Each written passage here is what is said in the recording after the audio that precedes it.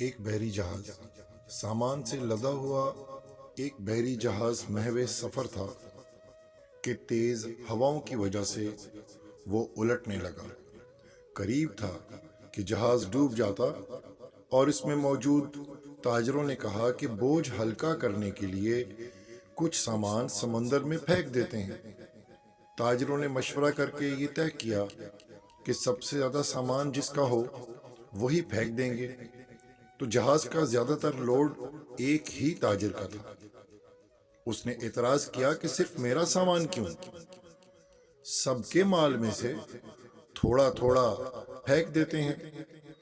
انہوں نے زبردستی اس نئے تاجر کے سامان کو تاجر سمیت سمندر میں پھینک دیا۔ قدرت کی شان دیکھیں کہ سمندر کی موجیں اس کے ساتھ کھیلنے لگیں۔ اسے اپنی ہلاکت کا یقین ہو گیا تھا۔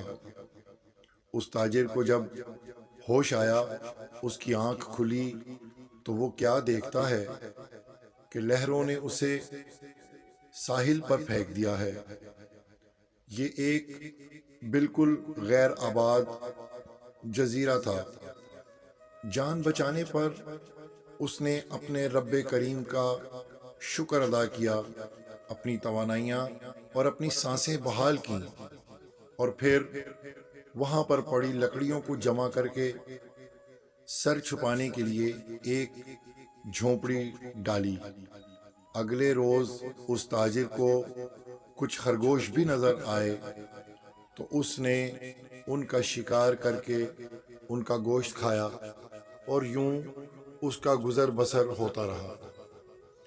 ایک دن اللہ کا کرنا ایسا ہوا کہ وہ تاجر کھانا پکا رہا تھا کہ اس کی اکلوتی جھونپڑی کو آگ لگ گئی۔ اس تاجر نے بہت کوشش کی کہ کسی طریقے سے اس آگ پر قابو پا لے، مگر وہ آگ پر قابو نہ پا سکا۔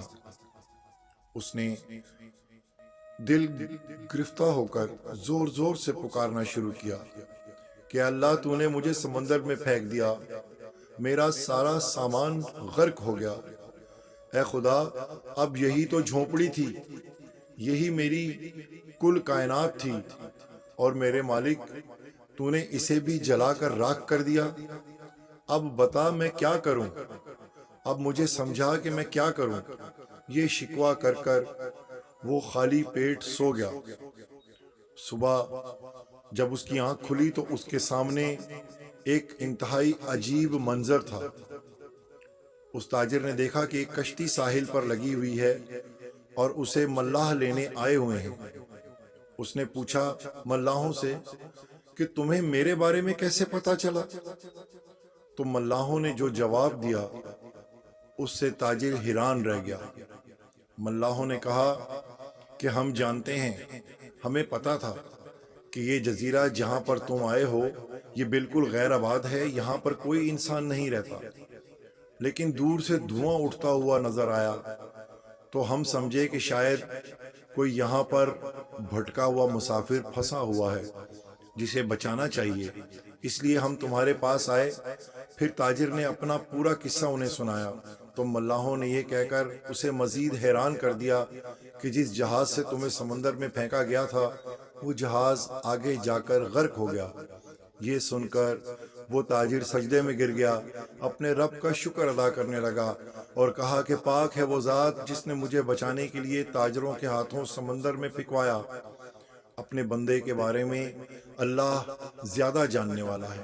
حالات جتنے بھی سخت ہو جائیں، اللہ کی رحمت سے ہرگز مایوس نہ ہو۔ ہر حال میں اپنے رب پر بھروسہ کیجیے، کیونکہ رب ہر چیز پر مالک اور